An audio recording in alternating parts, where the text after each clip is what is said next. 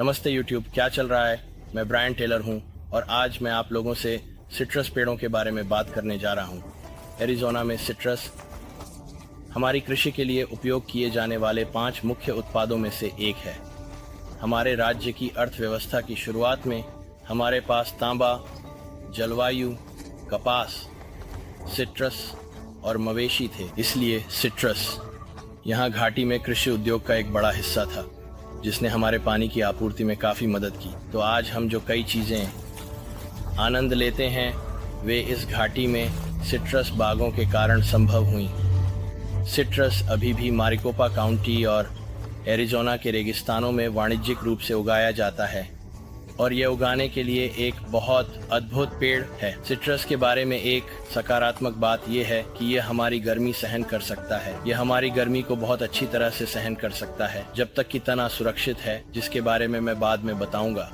यह हमारे ठंडे सर्दियों को भी सहन कर सकता है। सर्दियों के दौरान ठंड से सुरक्षा या श्वंग से सुरक्षा की आवश्यकता वाले बहुत से सिट्रस पेड़ नहीं हैं।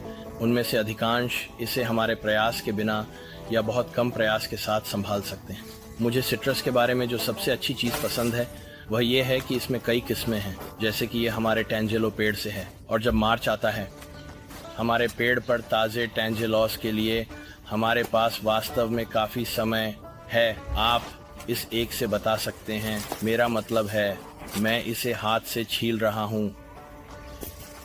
छीलने में बहुत आसान, बहुत सारे शानदार हिस्से।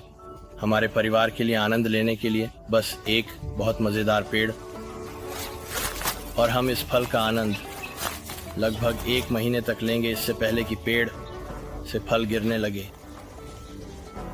लेकिन अगर आपको सिट्रस पसंद है तो आप लगभग 6 महीने की अवधि में सिट्रस का आनंद ले सकते हैं। कुछ जल्दी पकने वाले सिट्रस पेड़ हैं जो दिसंबर में पकेंगे, उनमें से कुछ मई तक पक सकते हैं।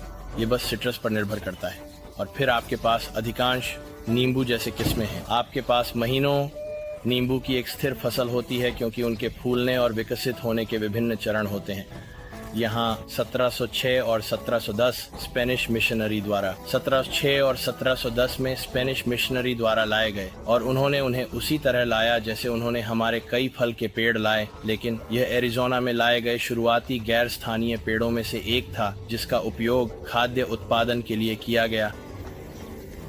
बुनियादी रूप से हर सिट्रस पेड़ जो आप लोग देखेंगे एक हाइब्रिड सिट्रस पेड़ है।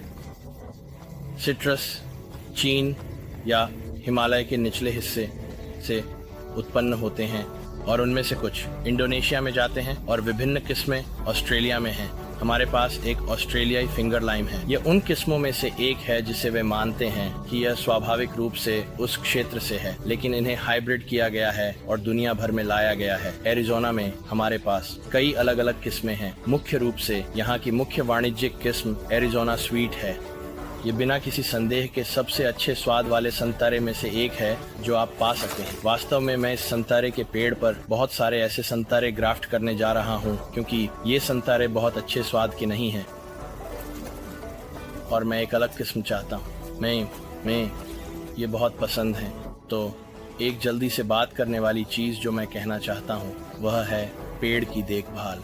तो ये पेड़, जैसा कि मैंने कहा, बहुत सहनशील होते हैं, लेकिन आपको कुछ चीज़ें करनी होती हैं। आप कभी भी पेड़ों को उनके तनों के साथ उजागर नहीं रख सकते, इसलिए आपको 2 में से एक चीज़ करनी होगी।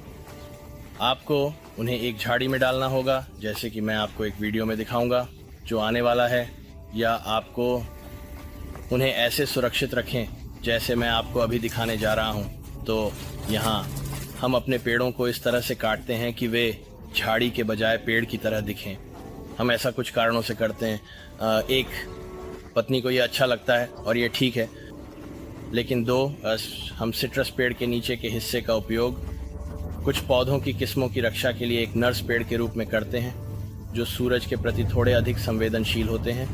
उन्हें ज़रूरी नहीं है, लेकिन यहाँ हमारे पास एवोकाडो, लॉकवार्ट और सामान्य चेरी के पेड़ हैं। बारबाडोस चेरी नहीं, बल्कि सामान्य चेरी के पेड़।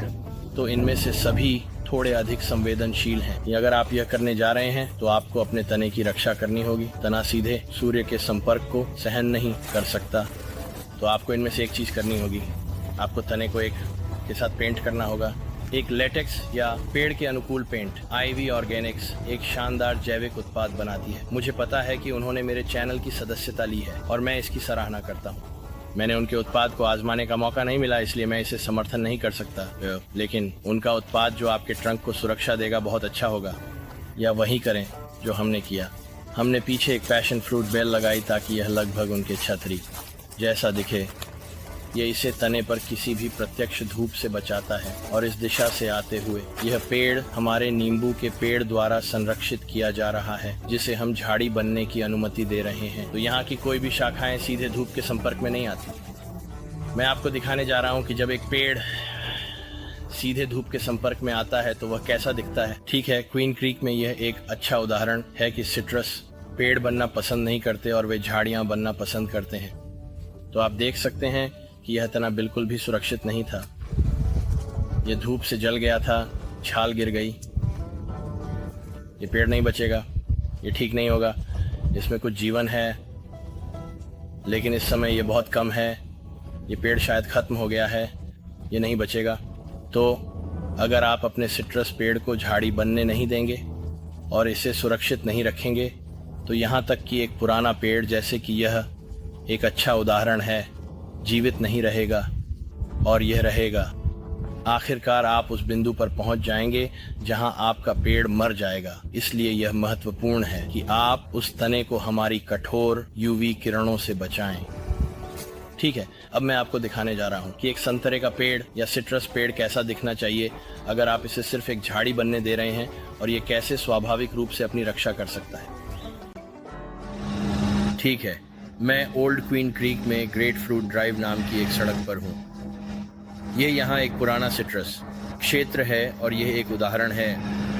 यह पाठ बताता है कि सिट्रस के पेड़ कैसे बढ़ना पसंद करते हैं और वे सूरज से खुद को कैसे बचाते हैं। तो अगर आप देख सकते हैं, यह कुछ बड़े ओलियंडरों के बीच है। वे वास्तव में ऐसा अकेले नहीं करते, लेकिन भी वे एक स्कर्ट की तरह बनाते हैं जो पूरी तरह से नीचे जाती है और यहाँ तक कि जमीन को भी छूती है। अगर आप झाड़ियों के बीच देखें तो आप देख सकते हैं कि इसने एक अच्छा सा छत्र बनाया है जो इसके तने की रक्षा कर रहा है। अब अगर आप ऐसा करते हैं तो आपको अपने तने की रक्षा करने की आवश्यकता नहीं पड़ेगी। यह सिट्रस के पेड़ को बढ़ने देने का अनुशंसित तरीका है। यह इसे एक झाड़ी बनाता है, न कि एक पेड़। इसलिए यह सिफारिश है जो हमें पिछले वर्ष ग्रीनफील्ड सिट्रस नर्सरी में हुए मास्टर गार्डनर कार्यक्रम से मिली, और यह साबित हुआ है कि यह तने की रक्षा कम श्रम के साथ करता है और आपको अधिक फल देता है। इसलिए अधिक फल उत्पादन और बेहतर अपने पेड़ के लिए बेहतर स्वास्थ्य स्थितियों के लिए बस उन्हें झाड़ी में बदलने दें।